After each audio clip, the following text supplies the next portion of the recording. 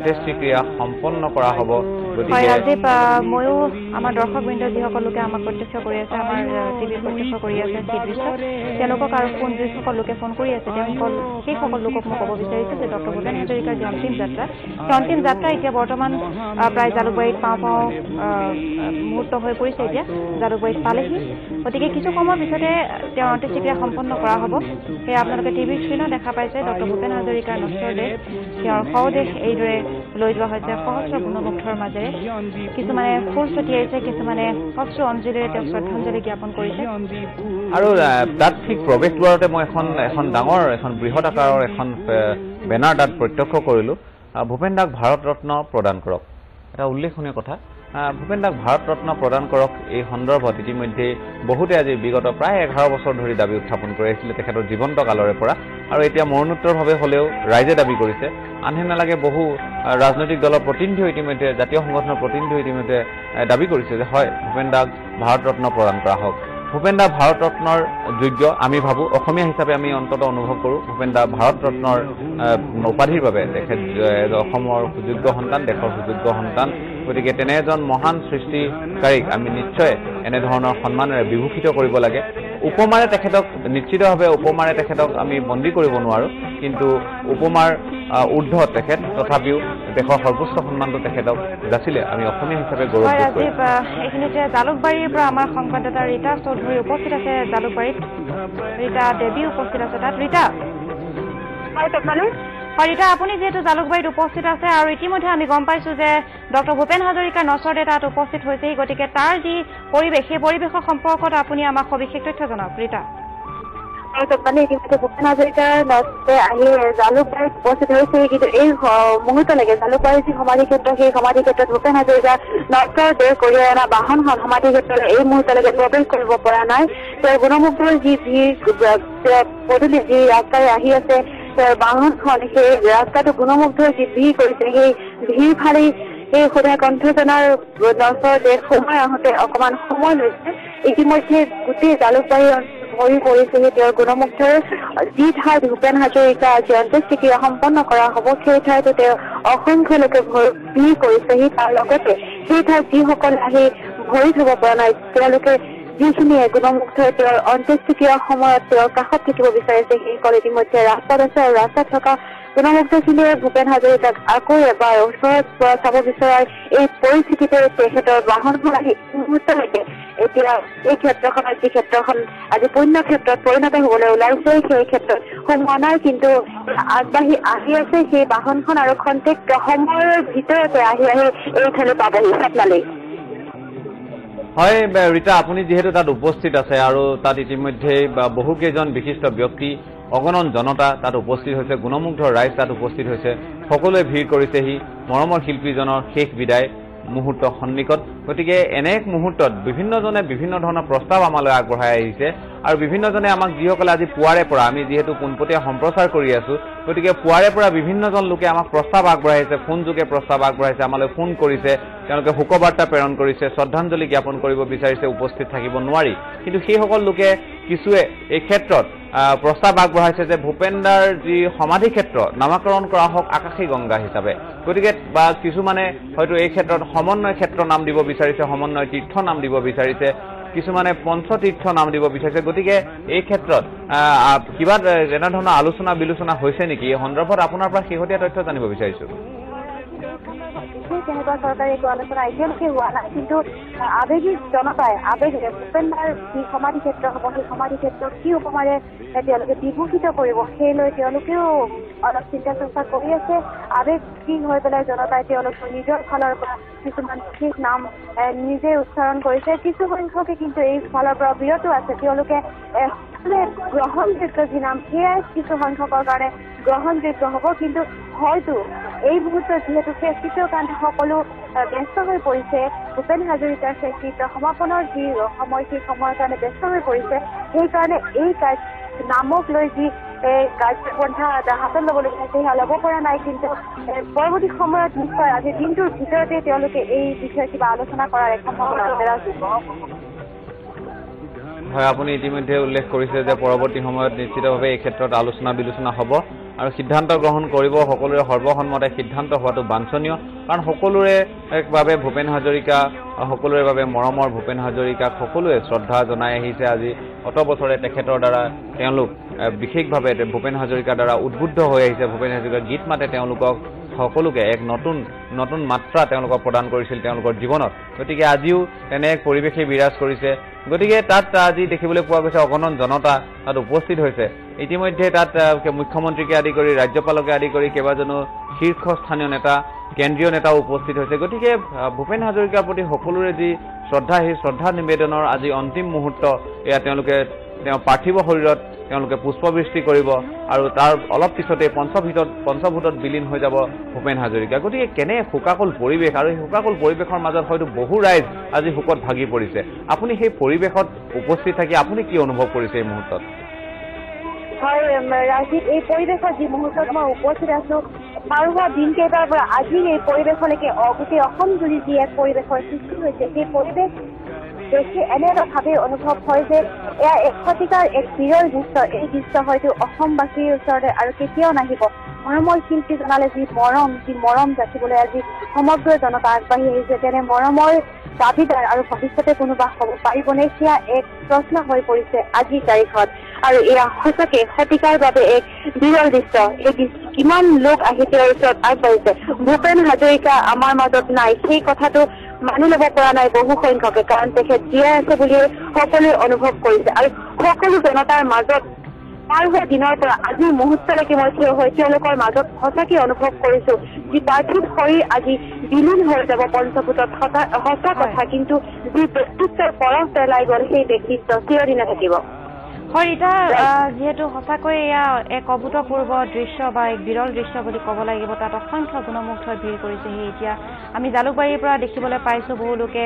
অধীৰ আগ্ৰহেৰে বাট চাই আছে কিদৰে গতিকে আপুনি যিহেতু তাত উপস্থিত আছে আপোনাৰ পৰা মই জানিবলৈ বিচাৰিম যে বৰ্তমান যি অন্তিম যাত্ৰা অৰ্থাৎ তেওঁৰ যি পাৰ্থিৱ শৰীৰ বা নশ্বৰ দেহ সেই নশ্বৰ দেহৰ আদৰিবৰ বাবে বা তেওঁৰ যি প্ৰথাসমূহ সম্পন্ন কৰিবৰ বাবে কিদৰে সাজু হৈছে ইতিমধ্যে আমাৰ দৰ্শকে দেখিবলৈ পাইছে যে ইয়াত বিভিন্নজন উপস্থিত আছেহি তেওঁক আদৰিবৰ বাবে আৰু দৰ্শকে নিশ্চয় প্ৰত্যক্ষ কৰিছে যে তেওঁৰ ইতিমধ্যে তেওঁক পঞ্চভূতত বিলীন হ'বৰ কাৰণে তেওঁৰ শৰীৰৰ পঞ্চভূতত বিলীন কৰা দেখাই হাজৰিকাত অসমৰ বিভিন্ন ফালৰ বিভিন্নগৰাকী বিশিষ্ট ব্যক্তি আৰু উপস্থিত আছে অসমৰ মুখ্যমন্ত্ৰী উপস্থিত আছে ৰাজ্যপাল জানকী বল্লভ পাটনায়ক তেওঁৰ লগতে পৱন সিং ঘাটোৱাৰ ইয়াত উপস্থিত আছে ৰংবং তেৰাং প্ৰদ্যুৎ বৰদলৈ ইয়াত হৈছেহি উপস্থিত আদৰিবলৈ ভূপেন হাজৰিকাৰ নশ্বৰ দেহ পঞ্চভূতত বিলীন হৈ যোৱাৰ আগমুহূৰ্তত কৃষক মুক্তি সংগ্ৰাম সমিতিৰ নেতা অখিল গগৈ ইয়াত উপস্থিত আছেহি যোৱা কালিৰে পৰা ভূপেন হাজৰিকাৰ পাৰ্থিৱ শৰীৰৰ কাষত উপস্থিত আছেহি বিজেপিৰ নেত্ৰী সুষমা স্বৰাজ আৰু তেখেতে এই মুহূৰ্তত ইয়াত উপস্থিত আছেহি বিজেপিৰ আন এগৰাকী নেত্ৰী বিজয়া চক্ৰৱৰ্তী স্বপ্নালী হয় ৰীতা আপুনি ইতিমধ্যে উল্লেখ কৰিছে বহুত জ্যেষ্ঠ নেতা বিভিন্ন ৰাজনৈতিক দলৰ জ্যেষ্ঠ নেতা সাধাৰণ জনতা বিশিষ্ট নাগৰিক জাতীয় সংগঠনৰ প্ৰতিনিধি বিভিন্ন দল সংগঠনৰ প্ৰতিনিধি তেওঁলোক সকলো উপস্থিত হৈছেগৈ সকলোৱে বিচাৰিছে যে ভূপেনদাৰ অন্তিম যাত্ৰা সুখকৰ হওক তেখেতৰ অন্তিম যাত্ৰাত আমাৰ মাজত থকা অক্ৰিয়া অপ্ৰীতি নাশ হওক আৰু ৰাজ্যখনলৈ শান্তি সমৃদ্ধি আহক ভূপেনদাই যেন আশীষ বৰ্ষণ কৰক গতিকে ভূপেনদা এজন যিহেতু মহান ব্যক্তি আছিল আৰু তেখেতক লৈ অসমীয়াৰ জল্পনা কল্পনাৰ অন্ত নাছিল এটা সময়ত আজি ভূপেনদাই যি দি গ'ল সেই দি যোৱা সম্পত্তিখিনিকে অসমীয়া ৰাইজে অনাগত দিনত সাৰোগত কৰি ভৱিষ্যত দিনত ৰাজ্যখনক আৰু উন্নতি শিখৰলৈ লৈ যাব কিন্তু এই মুহূৰ্তত আমি আপোনাৰ পৰা জানিব বিচাৰিছোঁ কাৰণ ৰাইজৰ যি হেঁপাহ আছিল ভূপেনদাক অন্তিম মুহূৰ্তলৈকে শ্ৰদ্ধাঞ্জলি জনাব অন্তিম মুহূৰ্তত তেওঁলোকে নিজৰ সেৱা প্ৰণিপাত জনাব এতিয়া ভূপেনদা কিছু সময় পিছতেই পঞ্চভূতত বিলীন হৈ যাব বহু লোক হয়তো নিৰাশ হৈ উভতি যাবলগীয়া হ'ল এতিয়া তাত কিমান লোকৰ সমাগম ঘটিছে এই সন্দৰ্ভত আপুনি কিবা অনুমান কৰিব পাৰিছে নেকি ৰীতা হয় আজি ইতিমধ্যে ইয়াত বহু সংখ্যক লোকৰ উপস্থিত ঘটিছে সেয়া আমাৰ দৰ্শকসকলে প্ৰত্যক্ষ কৰিছে আৰু আচৰিত ধৰণে যিদিনাখন ভূপেনদাই অসমৰ মাটিত ভূপেনদাৰ শৰীৰে ভৰি থৈছিলে সেইদিনাখন যেনেদৰে ৰাস্তাত মাথা পোত আছিলে আজিও তেনেদৰে বাটৰ বিভিন্ন ঠাইত মানুহ গোট খাই আছে আৰু এই মুহূৰ্তত ভূপেন হাজৰিকাৰ যি বাহনে ভূপেন হাজৰিকাৰ পাৰ্থিৱ শৰীৰ কঢ়িয়াই অনা হৈছে সেই বাহনত পিছে বহু সংখ্যক ব্যক্তি দৌৰি দৌৰি আহিছে তাৰ লগতে এতিয়া এই ইয়াত যি উপস্থিতিৰ ৰূপান আপুনি আচৰিত আমাৰ দৰ্শকে দেখিছে গুৱাহাটী বিশ্ববিদ্যালয়ৰ বিভিন্ন সংখ্যক পুৰণা কোৱাৰ্টাৰৰ ওপৰত স্থানৰ ওপৰত উঠি লৈছে বিভিন্ন গছৰ ওপৰত উঠি লৈছে বিভিন্নজন এবাৰ শিল্পীজনাৰ শেষ গীত সমাপন কৰাৰ পিছত এবাৰ নিজ চকুৰে চাবৰ বাবে এই আয়োজন আৰু এয়া লাখৰ ওচৰে ওচৰে মানুহে ভিৰ কৰিছেহি আজি এই পূজা উৎসৱমী হয় লাখৰ ওপৰত মানুহে ভিৰ কৰিছেগৈ তথাপিও ৰাইজে শান্তি শৃংখলা অটুট ৰাখিছে ৰাইজে ধৈৰ্য সহকাৰে তাত উপস্থিত আছে সকলোৱে এটাই কথা যে ভূপেন দাৰ অন্তিম যাত্ৰা যাতে কোনো ধৰণৰ বাধা বিঘিনিৰ সৃষ্টি নহয় ভূপেন দাৰ অন্তিম যাত্ৰা যাতে সুখকৰ হয় ভূপেন দাই যাতে আমাক সকলোকে একে হাতে হাত ধৰি আমি থিয় হৈ থকা তেওঁ দেখিব পাৰে আৰু তেওঁ যাতে আশীষ বৰ্ষণ কৰিব পাৰে সকলোকে তেওঁ যি বৃহত্তৰ অসমীয়া জাতিৰ সপোন দেখিছিল লুইতৰ ডেকাৰ প্ৰতি তেওঁ যি আহ্বান জনাইছিল যে আমি হাতে হাত ধৰি সকলো থিয় দিব লাগে নহলে অসম ৰখাতলে যাব এনেধৰণৰ বক্তব্য তেওঁ নিজৰ গীতৰ জৰিয়তে তেওঁ প্ৰকাশ কৰিছিল গতিকে সেইজন মহান ব্যক্তি অসমীয়াই যদি নিজক নিচিনে অসম ৰখাতলে যাব এনেধৰণৰ তেখেতৰ গীতৰ কথা আছিল গতিকে সেইজন ব্যক্তিয়ে বহু পূৰ্বেই এই সাৱধানবাণী আমাক সকলোকে শুনাই থৈ গৈছে যে অসমীয়াই নিজক চিনিবৰ সময় হ'ল অসমীয়াই নিজক জানিবৰ সময় হ'ল অসমীয়াই পৰৱৰ্তী সময়ত যদি উন্নতি সাধন কৰিব লাগে অসমীয়াই হাতে হাত ধৰি থিয় হ'ব লাগিব অসমীয়াই উচ্চ শিখৰলৈ লৈ যাব লাগিব গতিকে এনেধৰণৰ এক কল্পনা কৰা এজন মহান ব্যক্তিয়ে আজি তেওঁ নিজেই আজি তেওঁ এখন বেলেগ জগতলৈ তেওঁ আজি গতি কৰিব বৈকুণ্ঠগামী হ'ব ভূপেন হাজৰিকা সকলোৱে আশা কৰিছে স্বৰ্গত যাতে স্থান পায় ভূপেন হাজৰিকাই গতিকে তেনে এজন ব্যক্তি আজি শেষ যাত্ৰা এয়া আপোনালোকে প্ৰত্যক্ষ কৰিছে ফ্ৰণ্টিয়াৰ টিভিত গতিকে ফ্ৰণ্টিয়াৰ টিভি বহু দৰ্শকে ৰীতা আমাক ইতিমধ্যে ফোন কৰিছে তেওঁলোকে মনৰ কথাখিনি জনাইছে শ্ৰদ্ধাঞ্জলি জ্ঞাপন কৰিছে বহু লোক উপস্থিত থাকিব নোৱাৰিলে বহু লাখ জনতা উপস্থিত থাকিব নোৱাৰিলে উপস্থিত থকাটো সম্ভৱো নহয় গতিকে যিসকল লোক উপস্থিত থাকিলে তেওঁলোকে শ্ৰদ্ধাঞ্জলি জ্ঞাপন কৰিছে কিন্তু যিসকল উপস্থিত থাকিব পৰা নাই তেওঁলোকেও কিন্তু কোনো ধৰণৰ তেওঁলোকে সুবিধা এৰি দিব খোজা নাই এই মুহূৰ্তত তেওঁলোকে য'তেই সুবিধা পাইছে তাতেই জনাইছে শ্ৰদ্ধাঞ্জলি কোনোবাই নিজৰ ঘৰতে ধূপ নৈবেদ্য জ্বলাই চন্দন কাঠৰ ধূপ ধূনা তেওঁলোকে জ্বলাই তেওঁলোকে নিজৰ মৰমৰ শিল্পীজনৰ প্ৰতি শ্ৰদ্ধাঞ্জলি জ্ঞাপন কৰিছে ये हो बोला भर जियनते तुमको हेरुवालो ক্ষোভে মুখ দহিছে আজিও শান্তি কোতেনো পাম তোমার টুপি চকুলো পালে মই পাম মোর দাম মই যেতিয়া এই জীয়নৰ মায়াৰি গুচি যাম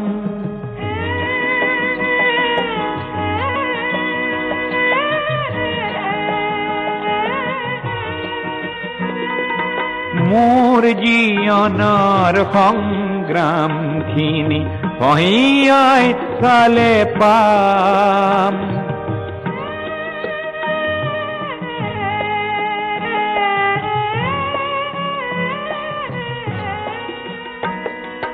মোৰ জীয়নৰ সংগ্ৰামখিনি পহিয়াই চালে পাম তুমি নিদিয়া মৰম খিনিতে আছিল সৰগী ধাম এই সৰগী ধাম খনি মই তোমাৰ বুকুতে পাম তোমাৰ এটুপি চকুলো পালে মই পাম মোৰ দাম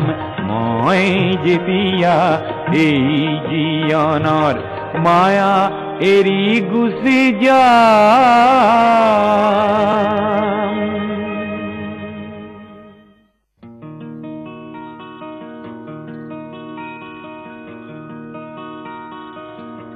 মই যেতিয়া এই জীয়নৰ মায়া এৰি গুচি যাম